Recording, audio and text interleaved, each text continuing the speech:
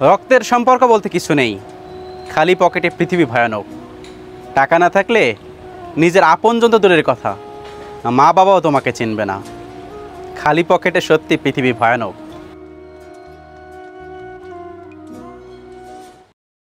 একজন মূর্খ লোক এই যে ইউটিউবে দেখি অনেক ভাইরাল হয়েছে। এই মূর্খ লোকটি বলছে যে রক্তের সম্পর্ক বলতে কিছু নেই বা আত্মীয়তার সম্পর্ক বলতে কিছু নেই, টাকাই মেন। তো এই মূর্খ লোকটা কত বড় মূর্খ সেটা দেখতে গেলে অনেকগুলা দলিল আছে। তার মধ্যে সুনান ইবনে মাজার 4211 নম্বর একটি হাদিস।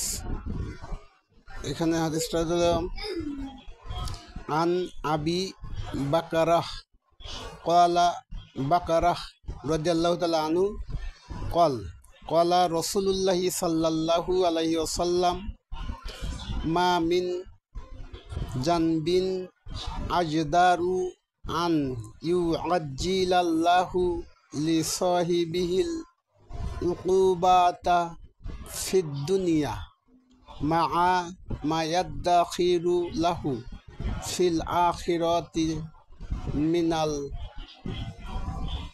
বাগই ওয়া কতিয়াতির রহিম। আবু বকর রাদিয়াল্লাহু তাআলা আনহু থেকে বর্ণিত, রাসূলুল্লাহ সাল্লাল্লাহু আলাইহি সাল্লাম বলেছেন, ন্যায়পরায়ণ শাসকের বিরুদ্ধে বিদ্রোহ এবং আত্মীয়তার বন্ধন ছিন্ন করার মতো মারাত্মক আর কোনো গুনাহ নাই, যার শাস্তি আল্লাহ দ্রুত দুনিয়াতে দেন এবং আখিরাতের জন্য জমা রাখেন। তাহকিক আলবানী সহিহ।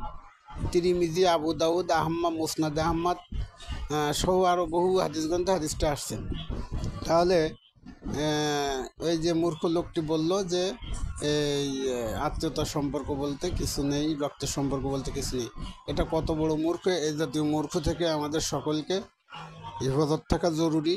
এর মতো মূর্খের কথা শুনে বিশ্বাস করা ইমানের ঘাটতি হয়ে যাবে, বরং ইমান চলেই যাওয়ার সম্ভাবনা বেশি।